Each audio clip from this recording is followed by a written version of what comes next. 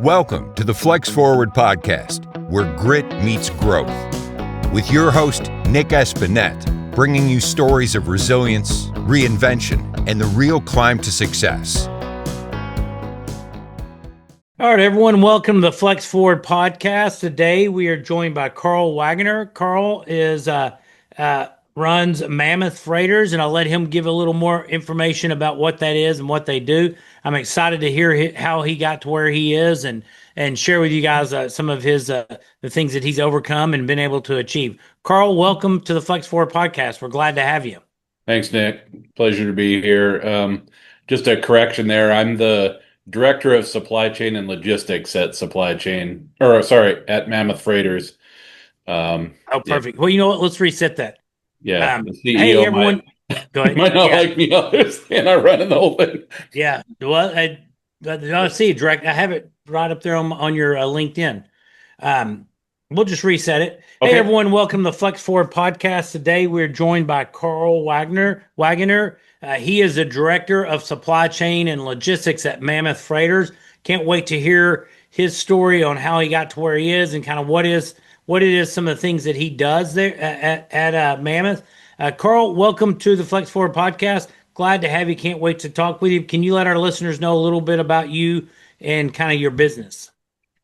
Sure. We are Mammoth Freighters, and we are in the passenger to freighter conversion business.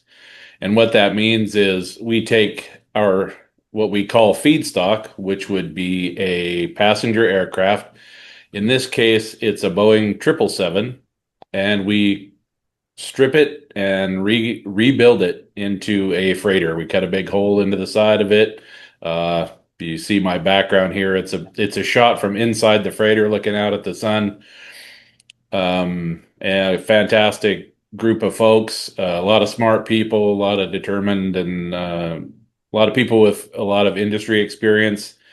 And it's hard what we do because it's not like being an OEM where you define the entire configuration prior to starting. You get something that's already been built and in service, and then you have to modify it yourself. And there's always surprises when you start digging into those airplanes. That's great. Are the planes you guys acquire, are they ones that have just aged out of passenger service, or do you just, is that kind of how? It's aerospace upcycling. It's taking an airplane that would probably go to the boneyard and giving it a new life as a freighter aircraft. Oh, nice. Well, great. I mean, what a way to utilize something that would just pile up in a storage yard, a junkyard somewhere.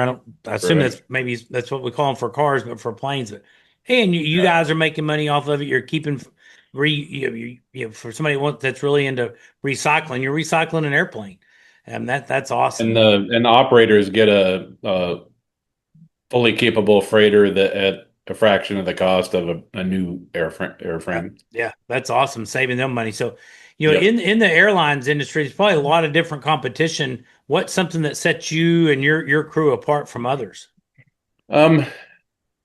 So I would say it's the team. One of the best teams I've ever worked with. I was at the Boeing company for 18 years. I've worked in MRO and the eVTOL spheres as well. But our product, it has the largest door in the converted freighter industry. And the 777 is a highly capable airplane, high gross weight, and we have two different versions. We're the only ones building the 200 long range variant, and then we are also certifying a 300 extended range variant. The 200 is better for long haul, high density cargo, and then the 300, because it's longer with the same weight capacity, is better for high volume. Okay, lighter because you have more space, but your weight, you can't go up on your weight. I got you. 200 has slightly longer range than the 300, but it's global reach. Gotcha. It's probably Boeing's best airplane, I think. So how did you get to the path where you are now? Where did you start high school around that time and to become to into the position you're in now? I don't know how far back you want me to go, but I was one of those kids that kind of came out of pretty humble beginnings. Didn't really know what I wanted to do with my life, and had a few friends that had come back from military basic training, and I thought, man, that I could do a lot worse than serving my country. So I decided to join the Air Force, and it was the best decision I could have made. I was always a bit of a wingnut. My dad used to drag me to air shows all the time, and Okay. so I kind of got bit by the aviation bug early on, and started my career as a crew chief on flight line, working F4E and G Wild Weasels. Um, and then I got out of the Air Force, got my airframe and power plant license from the FAA, and worked as a mechanic in maintenance, repair, and overhaul. Um, and then I decided to go back to school and got a 2-year degree in design. And that's Nice. when my first stint at the Boeing company as a kind of an entry level design drafter, and left there. There was layoffs coming, and as if you and I didn't have much seniority, and so I left and went to North Carolina, and that's when I first did design in the MRO sphere, and we were doing actually passenger to freighter conversions there, but a different style. It was a airborne express style that was a parcel freighter. Um, and after that, I ended up getting into computer aided design and drafting, consulting as a applications engineer, and became a CAD CAM CAE expert, and just supported a wide range of enterprises in that capacity. And then through all that, ended up back at the Boeing company in 2004 Oh, wow. as a what they called a workplace coach. And so I went and to all the engineering groups, and I helped them with all of their process questions for systems engineering. And then Boeing paid for me to get my bachelor's degree in technical project management, and I worked on the 787 program, and that one was a big mess, needed lots of help, and so I ended up in supplier management over in Foggia, Italy, Oh, wow. working on the horizontal stabilizers for that, and kind of found that I really liked the supplier side of things. And when I got back, I did my master's degree at USC in global supply chain management. And then also from since then, I've gotten my doctorate in law and policy, which is absolutely unrelated, but an absolute blast. Very challenging. Yeah. So then What a um, great, I great went to Germany path. during COVID, and left the Boeing company, and ended up coming back to Texas. I sold my house in Everett, came to Texas. My son was going to school here, and the person that I worked for in North Carolina asked me if I would interview for this role, and that's how I ended up here, and just having the time of my life. That's awesome. What a great journey you've had. And first of all, thank you for serving. We appreciate you, your service in the Air Force. We can't say enough to you guys that go out and girls that go out and serve, but thank you very much. But what a neat journey. You've been in the Europe, sound like living in Europe twice That's and correct. Yeah. places around the US, and what a neat path. So awesome stuff. It sounds like you've done a lot of education and learning. So if hmm one of our listeners wants to maybe look into something to try to get better at doing something, do you have any books or podcasts or anything like that that you like to Um, recommend? yeah, I was a big fan of the late Scott Adams, who passed away yesterday. His books on how to fail at everything and still win bigly, which I think is a hilarious title. And his books on how to reframe problems that you're going through were really, really helpful. But the one thing that really stuck with me that he touted, and I used a lot in my time at Boeing and would mentor early career folks, was to build a skill stack.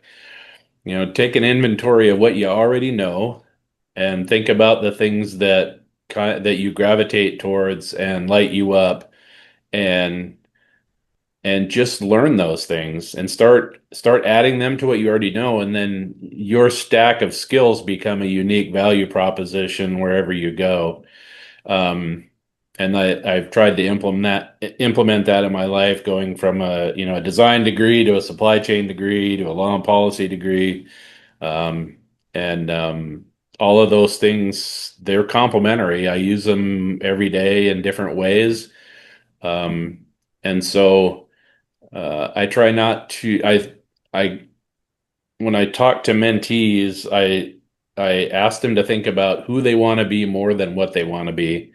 And if what you're doing makes you more of who you want to be, you're gonna take the right path.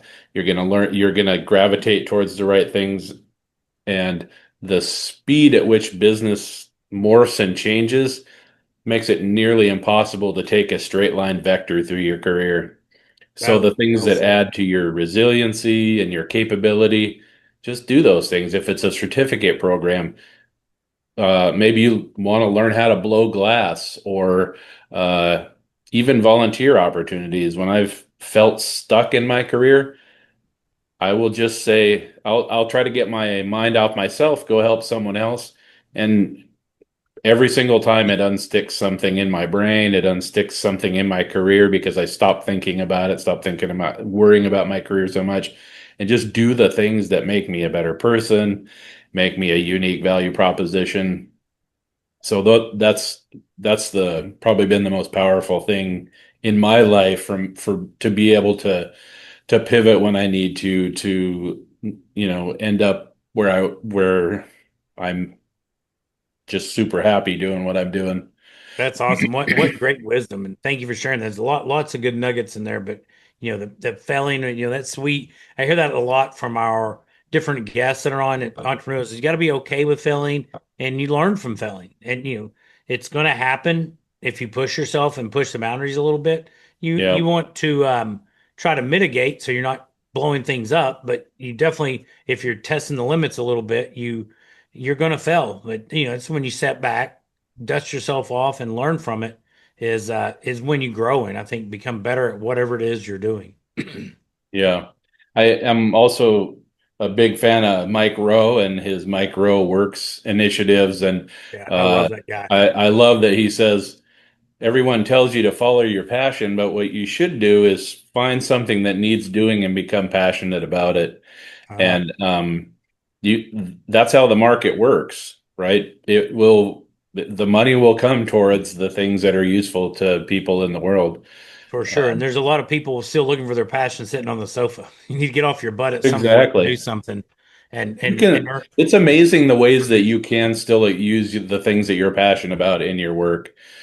Um, so When there just, may be periods where you don't get to do what you're passionate about, but you still need to work yeah, and yeah, it doesn't feed the something will dog for open up for sure. you. Yeah. So Yeah, what's one of the yeah, biggest challenges you've had to overcome? it is. Oh, sorry, was that a That question? what is one of the biggest challenges you've had to overcome in your career path? I would say it was fairly recently.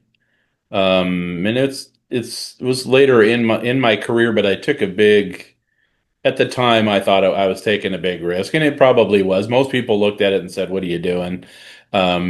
It was during COVID, and a friend of mine that I had worked with in Italy reached I saw he was working at a company in Germany, and I just kind of reached out to him. He was looking for a supply chain operations manager, and I said, "Well, I'd be interested in that." And he said, "Well, that's your job to lose if you want to come over here." I didn't think he'd be interested. And my wife and I talked about it, and we're people of faith, so we prayed about it, and it really seemed counterintuitive, because I had a great career at Boeing.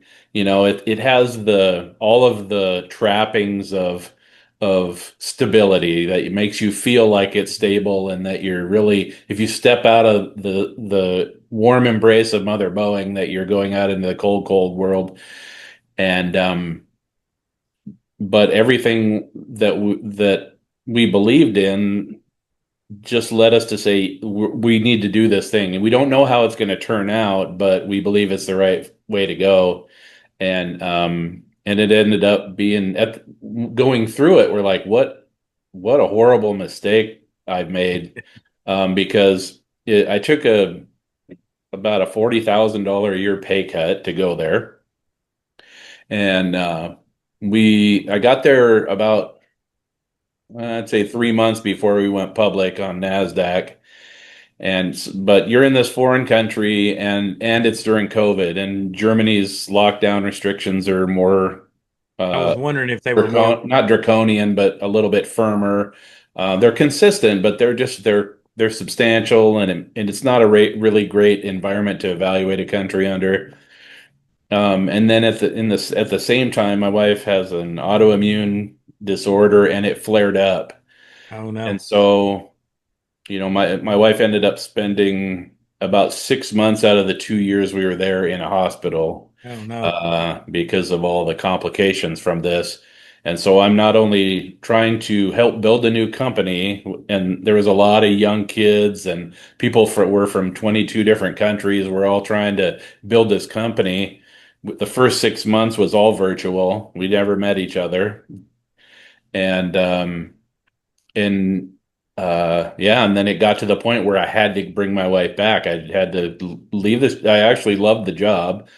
I could kind of see that they probably weren't going to make it. They weren't going to be able to certify their vehicle. Oh, Um, that's a whole other podcast. I could talk about that particular experience. But my family comes first. Never would sacrifice my family on the altar of my career. So I said, let's get her back.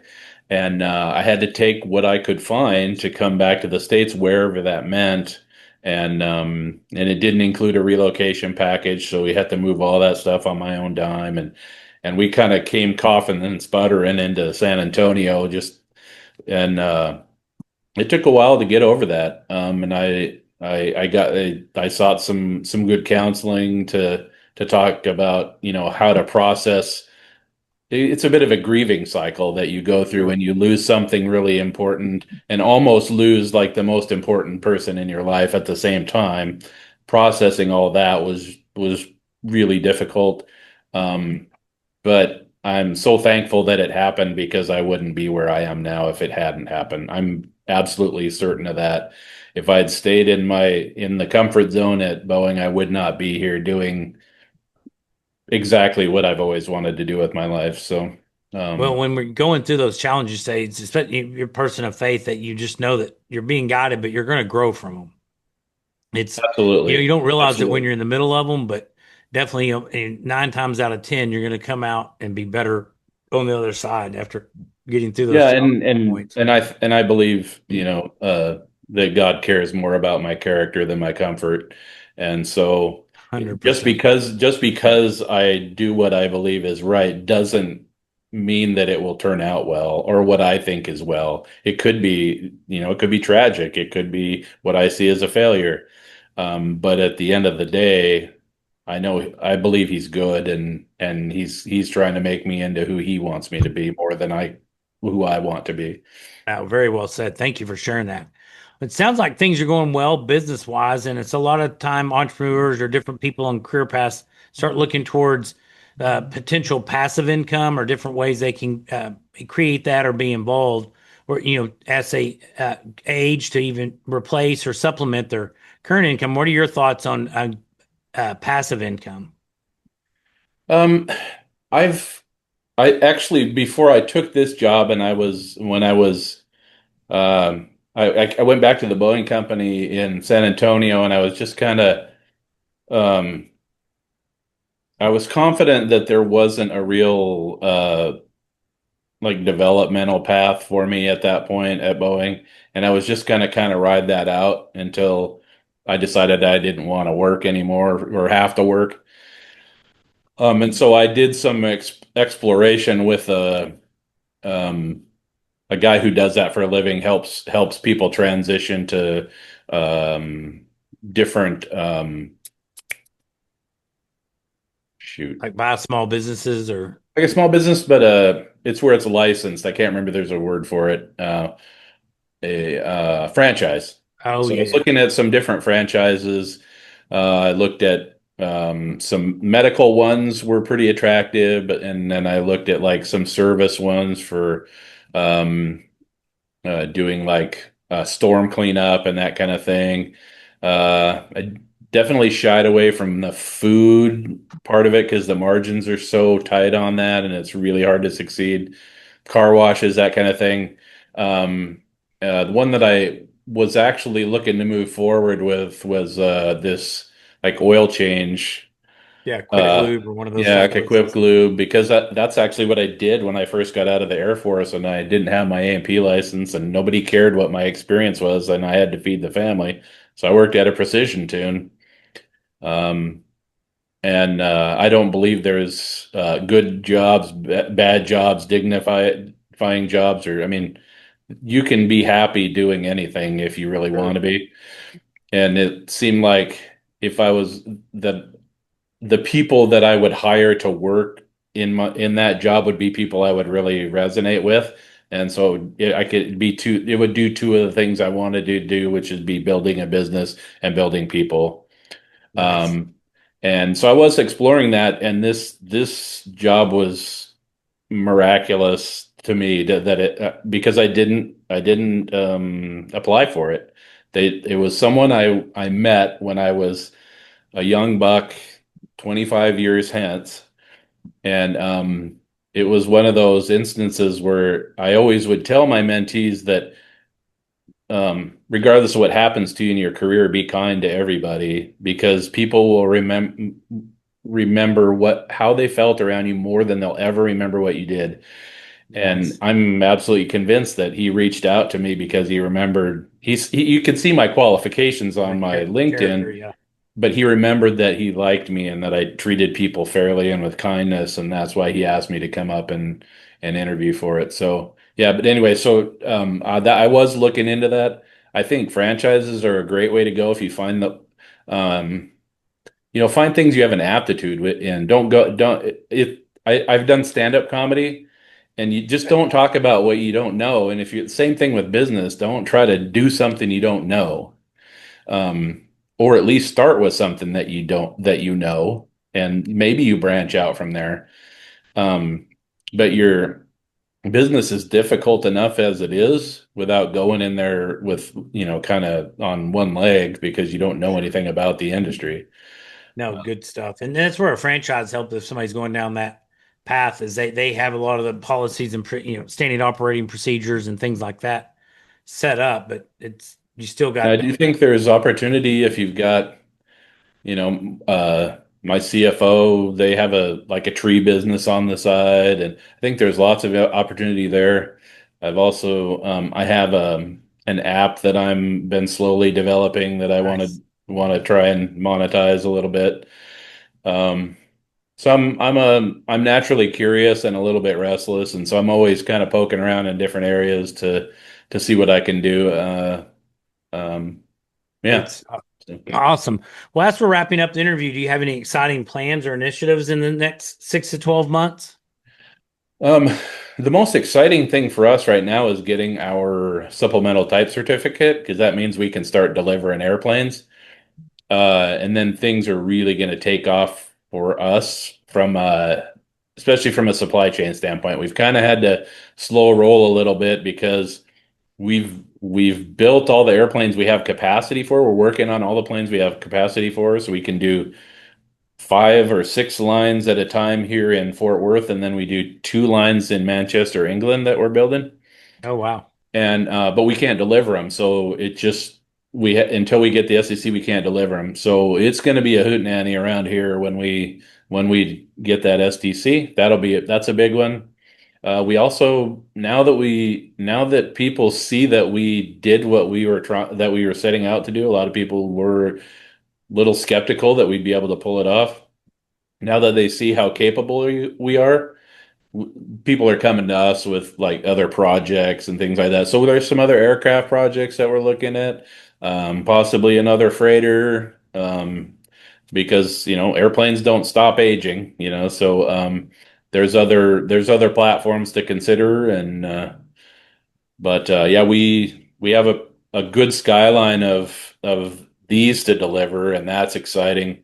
And just for Well, me, that's it's so awesome. exciting to develop people. I've, already gotten to kind of bring some of the folks that were like working as a clerk in my warehouse, getting to develop them up into other skills and opportunities, and that's just delightful. I love that kind of stuff.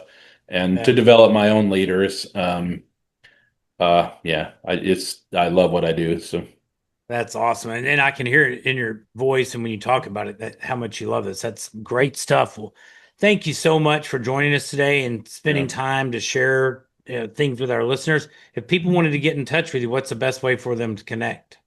On a professional basis, LinkedIn, I'm on there all the time. Feel free to look me up and reach out and say you saw me on the podcast and you were curious about wanting to connect. I'm more than happy to do that. Uh, I'm on X and Instagram, all the usual suspects there. So, Awesome. Well, Karl, uh, thank you so much. It's been great getting to know you and hear about your path and love hearing it's awesome stuff. Love to hear how things go when you guys get that certificate where you can start delivering. So yeah, thank you very much. Listeners, thank you for tuning in. Be sure to like and share this podcast and let us know if you'd like to hear more, and be sure and connect with Karl if you would like to. Karl, thank you. yeah. One other thing, Nick, since you're local, feel free to reach out. Let's do lunch and let me show you the facility, and Oh, you I'd can love that. Yeah, what we're up maybe to this here. this is a busy. I'll ping you and try to get up there next week. That's awesome. Yeah, I'm probably 20, 30 minutes without traffic or less. Yeah, Yeah, depending on the come on day. down. We'd love to show you what we're doing. Awesome. Hang on. Thanks for listening to the Flex Forward Podcast. If you've got grit, growth, and a great story, visit flexforwardpodcast.com/guest to apply and join us on the show.